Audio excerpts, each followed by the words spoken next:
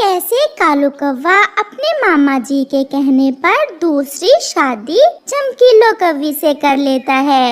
ये कौन है पिताजी?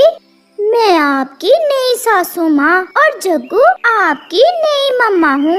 ये सुनकर कालू का बेटा और बहू तो हैरान हो जाते हैं।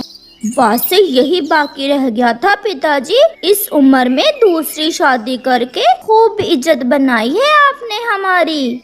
जंगल के सभी पक्षी हंसेंगे हम पर कि हमारे बुढ़े पिताजी ने शादी कर ली। चुप कर जाओ दोनों, जो करना था आप दोनों ने कर लिया मेरे पति जी से। अब अगर कोई ऐसी वैसी बात की तो दोनों को कान से पकड़कर निकाल दूंगी इस घर से। अगर तुम्हें अपने पिता का कुछ ख्याल होता तो यहाँ तक नौबत ही ना आती। छोड़ो कालू जी इन्हें, चलो हम दूसरे नए घर में जाकर सोते हैं। ऐसे कालू कौवा और उसकी नई पत्नी चमकीलो कौवी साथ वाले दूसरे घर में चले जाते हैं। चिड़िया, कबूतर और तोते को जब कालू की दूसरी शादी की खबर मिलती है तो वो सब भी कालू की तरफ आते हैं। अरे कालू भैया, आपने बताया ही नहीं, छुप कर ही दूसरी शादी कर ली। मैं अपने मामा जी से मिलने गया था और उन्होंने ही की है मेरी दूसरी शादी।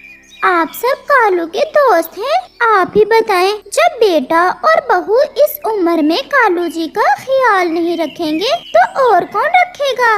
वो तो कालू जी की जायदाद पर नजरें लगाए बैठे थे। अब मैं आ गई हूँ ना जायदाद की वारिस, मैं देखूंगी कैसे लड़ते हैं मेरे कालू जी से जायदाद के लिए। अब हुआ ना मुकाबला। कालू, तुम्हारी दूसरी पत्नी तो मुझे तुम्हारी बहू से भी 2 पंख आगे लग रही है। ऐसे ही कुछ दिन गुजर जाते हैं। अभी तो वो अकेली चमकीलो है, अगर बच्चा भी आ गया ससुर जी के यहाँ तो फिर हमारी तो इस घर से भी छुट्टी हो जाएगी। मुझे कुछ ना कुछ करना होगा। क्या करूँ? मैं ऐसा करती हूँ, कालू कौवे ससुर जी को जहर देकर मार देती हूँ, ऐसे तो ये बुढ़ा मरेगा नहीं। ऐसा सोचते हुए नीली कौवी कालू कौवे की बहू चील दीदी की तरफ चली जाती है। पति जी, आपकी उम्र ज्यादा है, समय का कुछ पता नहीं, न जाने कब क्या हो जाए। आप ऐसा करें, अपना आमों का बाग और दोनों घर मेरे नाम कर दे। अगर आपको कुछ हो गया तो आपकी बहू और बेटा तो मुझे घर से ही निकाल देंगे। चमकीलो, तुम भी मेरे मरने की बातें करने लग गई हो। मुझे क्या है, मैं कौन सा बीमार हूँ, अच्छा भला तो हूँ और मैं अभी नहीं मरने वाला। आप चिंता ना करें। मैं चिंता ना करूं तो क्या आपकी बहू नीली कौवी चिंता करेगी, जो नजरें लगाए बैठी है मेरे कालू जी के मरने पर? जो मैंने कहा है आप वैसा ही करें, नहीं तो मैं आपको छोड़कर चली जाऊंगी। चमकीलो की ये बात सुनकर कालू की आंखें खुली की खुली रह जाती हैं। ना चमकीलो, मेरी दूसरी पत्नी जी, आप मुझे छोड़कर ना जाना। मैं सब करूँगा जो आप कहोगी। मेरी जायदाद के कागजात चिड़िया के पास पड़े हैं, मैं आज ही सारी जायदाद आपके नाम लगवा देता हूँ। तो फिर जाओ। ऐसे कालू कौवा वहाँ से चला जाता है। बुड्ढे, तेरी जायदाद की खातिर तो मैंने शादी की है तुमसे, जल्दी से लगवाओ जायदाद मेरे नाम और फिर मैं सोचूंगी कि तुम्हारा क्या करना है। कालू भैया, ऐसा कभी ना करना, मुझे तो वो तुम्हारी पत्नी भी बहुत तेज लग रही थी। अगर आप जायदाद उसके नाम लगवा दोगे तो वो तो आपको छोड़कर चली जाएगी। अगर ना लगवाऊं तो भी तो चली जाएगी।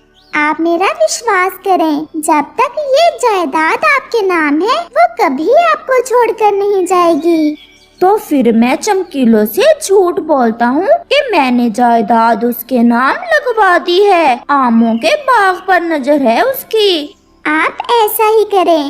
नीली कौवी भी चील से जहर ले लेती है। ध्यान रखना, ये जहर बहुत ज्यादा तेज है, दुश्मन को केवल थोड़ी सी ही देना, दूसरी सांस नहीं लेगा दुश्मन। फिर नीली कौवी वो जहर लेकर वहाँ से वापस होती है। घर जाकर नीली कौवी जग्गू से कहती है, पति जी आप जाएं और पिताजी के लिए नदी से पानी ले आएं। मैं भोजन दे आती हूँ पिताजी के लिए। ऐसा ठीक है, अब कुछ दिन हमें पिताजी की ऐसे ही सेवा करना होगी, फिर ही पिताजी हमसे सीधे मुंह बात करेंगे। जग्गू वहाँ से चला जाता है। ससुर जी मुझे माफ करना, मुझे आपको जल्दी से मारना पड़ेगा क्योंकि मुझे उस चमकीलों से बहुत खतरा है कि कहीं वो हमारी जायदाद लेकर यहाँ से भाग न जाए। कालू कौवा खिड़की में बैठा सब सुन रहा था। नीली का मुंह दूसरी दिशा में था जब वो कालू के भोजन में जहर डाल रही थी। फिर जल्दी से कालू कौवा अपने घर चला जाता है। क्या लगवाए पति जी जायदाद मेरे नाम। कालू तो पहले ही अपनी बहू को भोजन में जहर मिलाते देख बहुत घबराया हुआ था। ये सब मेरी जायदाद हथियाने के चक्कर में है। कालू जी खामोश क्यों हो, जवाब दो। लगवा आया हूँ मैं आमों का बाग और दोनों घर आपके नाम। ये हुई ना बात। अब उस नीली और जग्गू को देखती हूँ कि कैसे मेरे पति जी से आंखें मिलाकर बात करते हैं। ससुर जी ये ले भोजन खा ले। यहाँ रख दो और जाओ। नीली कौवी जहर वाला भोजन वहाँ रखकर चली जाती है। चमकीलो कौवी भोजन खाने ही वाली थी कि कालू उसे रोक देता है।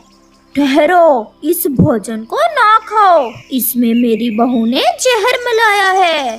क्या कालू जी ये आप क्या कह रहे हैं।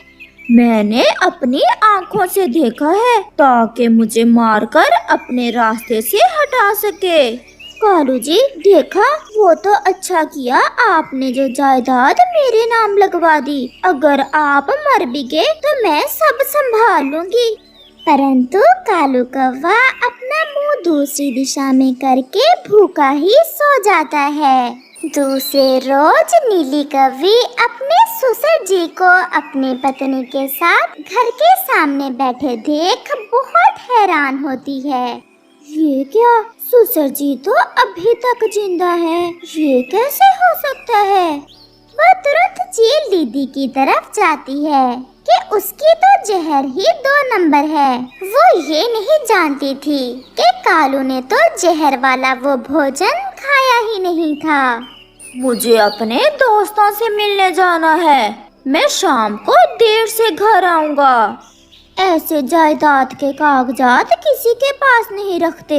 शाम को घर लौटते समय चिड़िया से मेरी जायदाद के कागजात भी लेते आना। कालू खामोशी से वहाँ से चला जाता है। कालू जी बहू के पंख से तो जहर खाई नहीं और बच गए, अब पत्नी से कौन बचाएगा तुम्हें। ऐसा सोचते हुए चमकीलो कौवी भी चील दीदी की तरफ जाती है।